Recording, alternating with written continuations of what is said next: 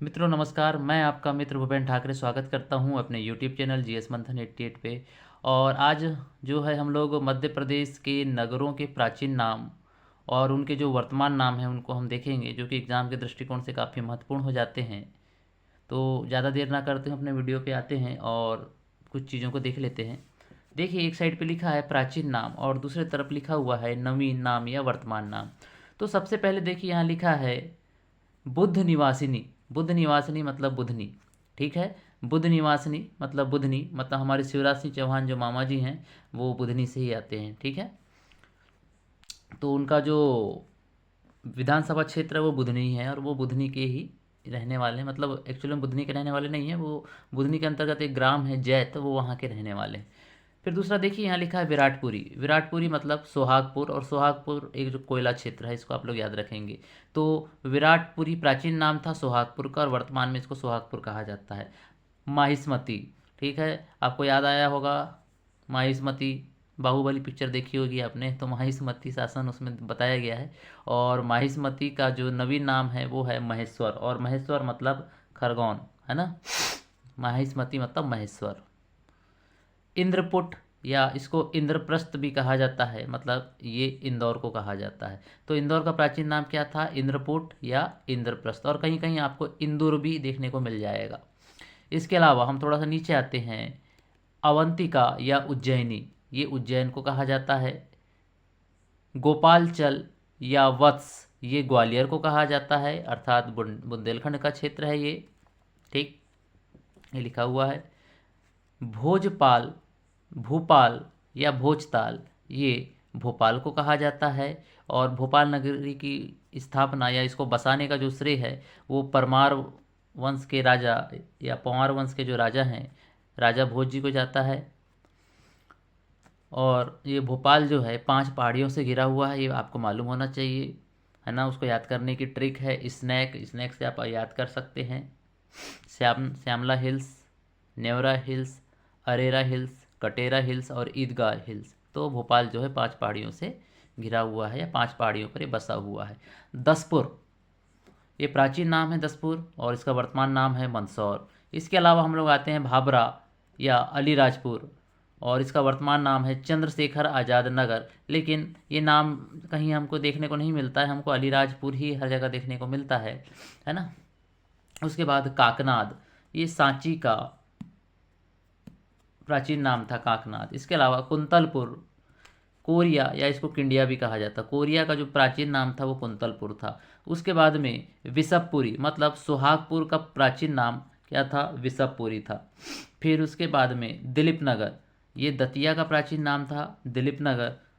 धार का प्राचीन नाम था धारानगरी। नरवर या इसका जो प्राचीन नाम था वो था नलपुर, और नरवर मतलब ये शिवपुरी का क्षेत्र है ना, शिवपुरी में है ये क्षेत्र। कपित्थ, कपित्थ मतलब कायथा, कायथा मतलब ये उज्जैन के समीप है। इसके अलावा हम लोग देख लेते हैं भथा, भरहूत या रेवा, ये रीवा को कहा जाता है, ठीक है। मतलब रीवा के प्राचीन नाम क्या थे? भथा, भरहूत, रेवा।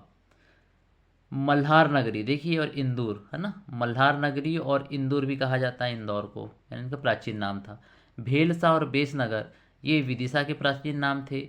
जबलपुर के प्राचीन नाम हमको त्रिपुरी और तेवर देखने को मिलते हैं।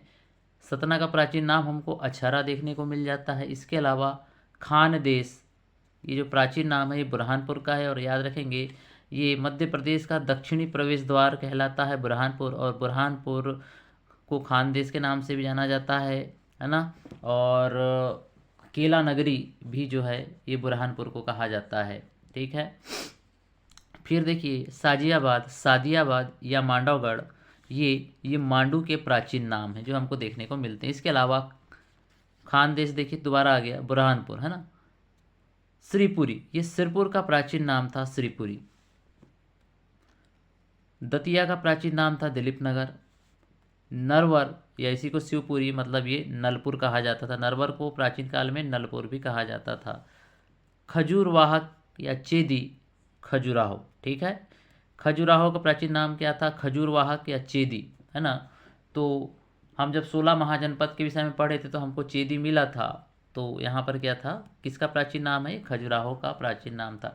इसका नाम खजुराहो इसलिए भी पड़ा क्योंकि यहाँ खजूर के बहुत ज़्यादा पेड़ पाए जाते थे, इसी कारण इसका नाम खजुराहो पड़ा।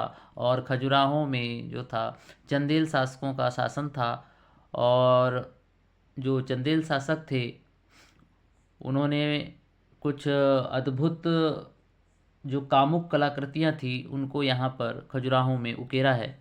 इसके अलावा हम लोग देखते हैं खजुराहो का एक और नाम हमको जेजाग भुक्ति भी देखने को मिलता है, ठीक है। उसके अलावा निमाड़ या जो खंडवा है उसका प्राचीन नाम था अनूप। उसी तरीके से विदिशा का प्राचीन नाम हमको मिलता है दसाण। दमोह का प्राचीन नाम हमको मिलता है तुंडिकेर। एरण जो कि सागर में है, इसका प्राचीन नाम था एरिकिण। इसके अलावा हम थोड़ा सा देखते हैं गोंडवाना, या इसको गढ़मंडला भी कहा जाता है। मतलब ये मंडला का प्राचीन नाम क्या था, गोंडवाना या गढ़मंडला। और यहीं के राजा थे शंकर शाह और कुंवर शाह, जो कि एक गोंड राजा थे, ठीक है। कटनी का प्राचीन नाम था मुंडवारा, और मध्य प्रदेश में कटनी का जो है वो चूना के लिए फेमस है। और कटनी का जो मुंडवारा क्षेत्र है वो खास तौर पे चूना के लिए प्रसिद्ध है, इसलिए कटनी को मध्य प्रदेश की चूना नगरी भी कहा जाता है।